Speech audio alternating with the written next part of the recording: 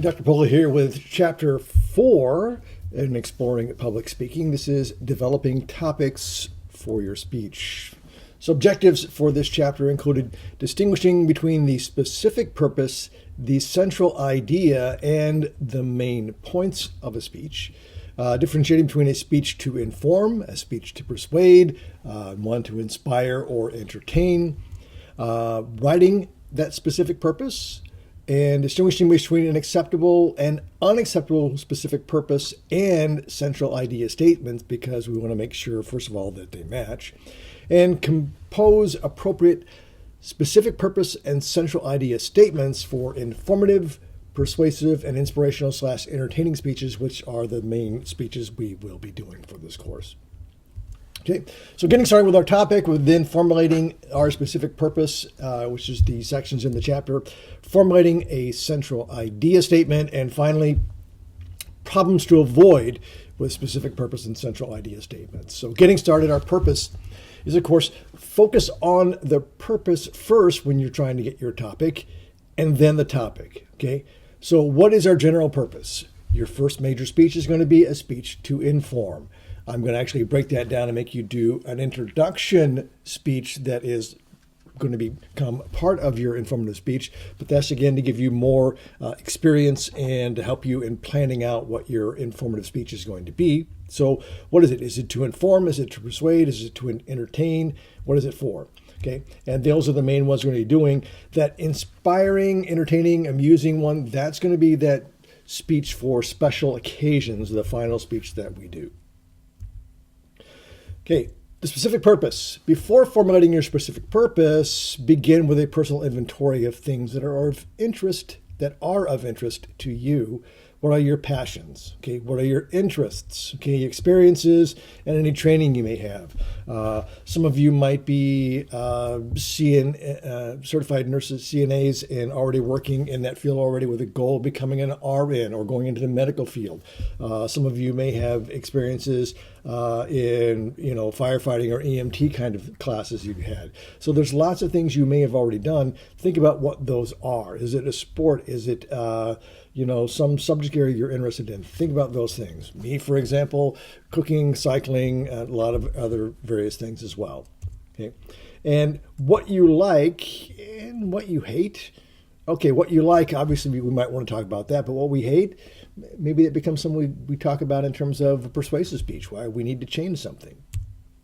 Okay, so this is the big picture they have here in terms of, from the textbook here, this idea of there's you, there's your audience, and then the context. And the specific purpose statement is trying to get all those things together, okay, that we're going to, inform you about this topic or persuade you that this needs to happen, and then turn that into a central idea statement. So let's break that down. Our specific purpose is to do something, and it's a specific communication verb and an infinitive phrase. And if we've forgotten what infinitive phrase is, that's the to inform, to persuade, to entertain. That's the infinitive form of those. So inform, persuade, demonstrate, define, describe, explain, convince, prove, argue, realizing informing and persuading are different types of things. Demonstrating is a type of informing. Defining and describing might be types of informing. Explaining also as well. To convince or prove or argue start falling into the persuasive side of things. Okay. Remember who is your target audience. In your case, it's your classmates. They're the ones who are going to be sitting there. And more specifically, the 6 individuals you choose to be in the room with you when you deliver your speech. And then the content is whatever it is you choose to do a thing about. How to choose athletic shoes, which might be giving information on what to look for when you're buying shoes. MGM Studios is better than Disney World. This is going to be necessarily, by definition, a persuasive speech. You're trying to say rather why one is better than the other. Okay, so guidelines for our specific purpose statement are the content should be singular and focused. Don't try to break it into several things. You're going to run out of time. 5 minutes when you're up there speaking is going to seem like a long time. But 5 minutes is not a long time to put in a lot of content. Okay, the content must match the focus of the purpose word. So if we're trying to, inform them, make sure that the stuff is, that we are informing them and not trying to persuade them. We can't inform you why MGM is better or Universal Studios is better than Disney. That's persuasive, not informing. Okay, the purpose or content should be relevant to the audience.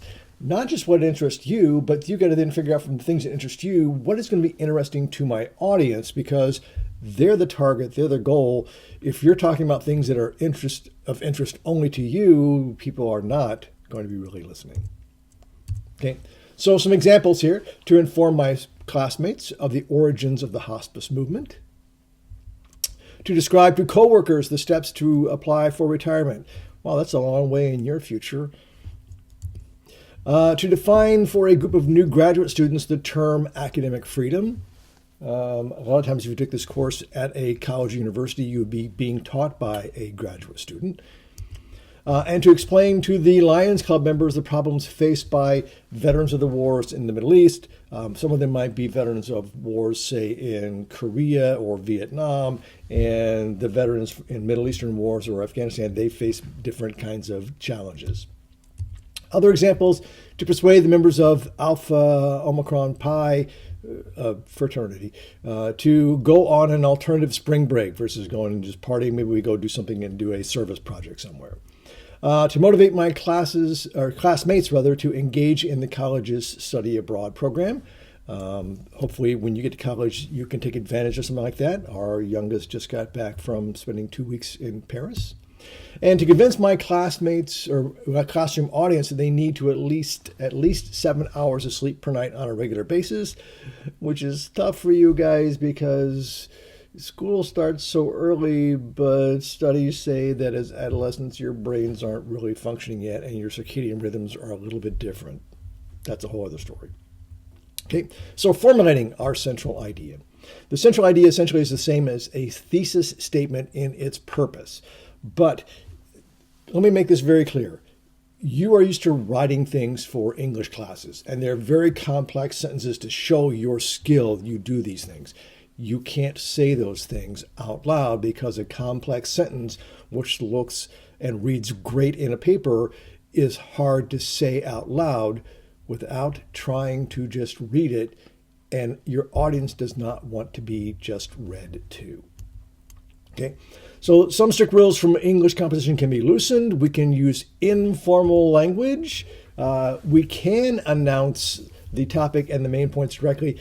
The book says it's acceptable, but not the best.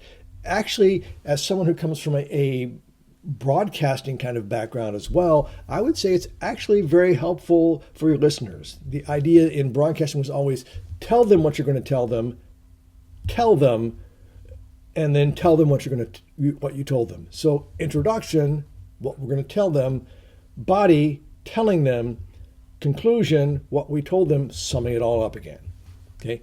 That also helps your audience that if you say we're going to be looking at 3 main points, and somewhere in your first point they start thinking about something you said and their mind kind of wanders off and they get lost, and we go, let's move on to our second point, then in their mind they're like, oh, I know where we are again, because they don't have a script in front of them. They're not following along in a text. Okay. So the specific purpose and the central idea are connected, but they're not exactly the same. The specific purpose is that, as we saw in those examples, to inform my audience about, to persuade my audience that. Okay. So central idea statements, again, specific purpose to explain to my classmates the benefits of participating in a semester-long internship. A central idea statement, and I'm going to look at this one a little bit. Spending a semester working for a local company or nonprofit will have a great benefit now and in the future. You will gain experience for your resume, learn about your field, and make connections with employers.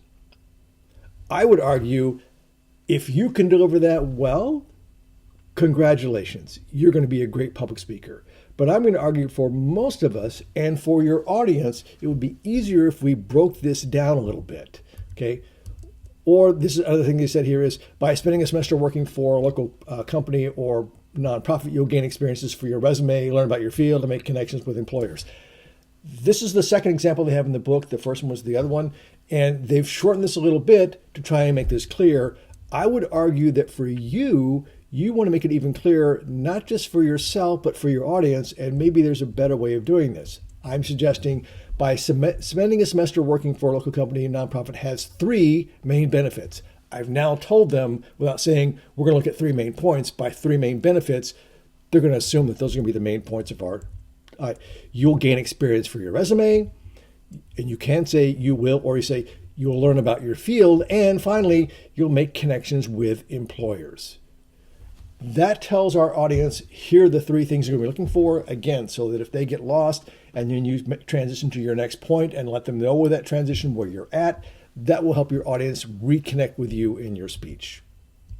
Okay, so this is what the concept of a lot of textbooks have, which is the idea of an oral preview of the main points of your speech. Okay, by spending a semester working for a local company or nonprofit has 3 main benefits. You'll gain these things, you'll learn about your field, and you make a connection with your employers. This helps, again, the audience if they get lost.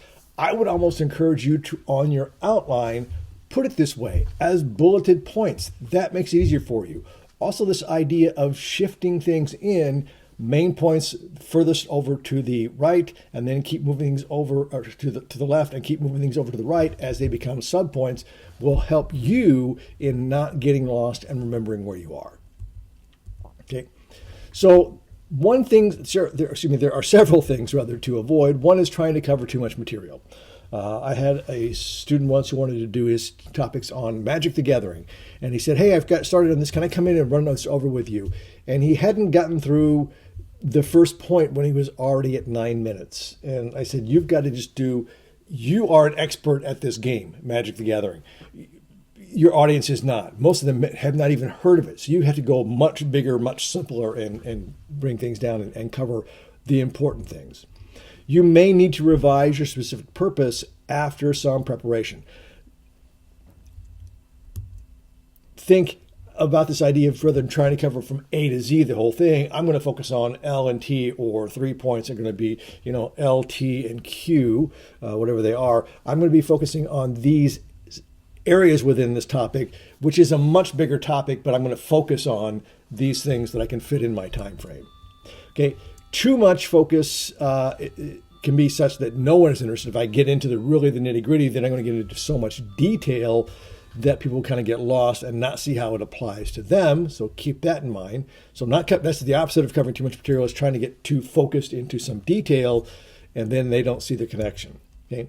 Communication verb and the content do not match in sense, and that is the idea that I'm going to inform you about, but then my speech is about trying to explain. I can't really explain why one is better than the other. If I'm doing that, I'm technically persuading you why one theme park is better than another. I'm not just informing you about them. If I want to inform you about this park and then inform you about that park, I could do that. Then I could do a persuasive speech later, again with a lot of that same material on the same topic, and now say, here's why this one is better than that one, and you still have some resources and stuff you can tie in from your first speech. Okay, the content has 2 parts. We're going to look at this and this. Think of it in terms of not this idea of main points, within your speech, and usually 3 is the most common main points in a speech. But this idea of we're going to look at the problems, the benefits of employment, internships, and then how to get an internship. Now we've got 2 different topics. Okay, once I've informed them about this, maybe they could do a persuasive speech about, here's how to try and get an internship because of those benefits we talked about in the first speech. Okay. So format, don't write either statement as a question. Avoid these things as well. Use complete sentences for the central idea and an infinitive phrase for the specific purpose. Again, shorter and simpler is better. It's easier for you to deliver and easier for your audience to understand. You can also use first person. I don't have to say, today we are going to look at, I can say today we'll look at, or we are looking, I can use, contractions. It's okay because that's how we speak. It doesn't have to be precise, exact, formal English all the time. but think shorter and simpler as being easier for you to deliver and easier for your audience to understand or digest. Use concrete, clear language rather than jargon or slang. Some cases you have to use some jargon, but then you better be defining what that is. Okay, and be sure the specific purpose and the body content, again, as we talked about, are aligned, that I am talking about informing you about something, but I'm not in my body trying to persuade you. And it says, don't say specific purpose to the audience. That is to say, don't say the phrase specific purpose. Our specific purpose today is you're not saying that. You are going to be telling us what your specific purpose is. It's just not saying our specific purpose today is to do this. It's things we try to avoid, like we don't try to say, in conclusion, and moving on to the conclusion, you want to do that in a simpler manner and that's more seamless and more conversational, and we'll talk about that in delivery in a future future lecture here. And finally, practice your central idea to make it stand out vocally so that they'll understand it. That's why I have you doing your first sort of speech is going to be your introduction only speech, which is making you work on those things so that when you do your informative speech, you kind of have that stuff down. That introduction is so important because this is, again, getting your audience's attention, telling them why, what the topic is, telling them why you are credible to be talking about your topic, giving them the main points and previewing that for them so they know where you're going. That's so important. If you don't do those things, you're going to have them lost and miss out on what you want them to know about. Okay. So in conclusion, be aware of all the class instructions, and there'll be more details on those, but I have all the main assignments. The main assignments will be all in Canvas. Be flexible. You may need to revise as you practice, and that's okay. I would encourage you to practice with a friend. As you research something, you'll become not an expert, but much more of an expert on that topic than your classmates are. And if it's something specific, what you need to understand is you may go see the big picture, know how to get this thing moves to this, and someone listening to you may go like, how did you get from A to B? And that might be the revision you need to make. Okay, the specific purpose is not going to change, but your central idea and how you're going to be delivering this might change. Okay, so that's chapter 4, developing topics for your speech. If you have questions at any time, please message me and let me know. Thank you.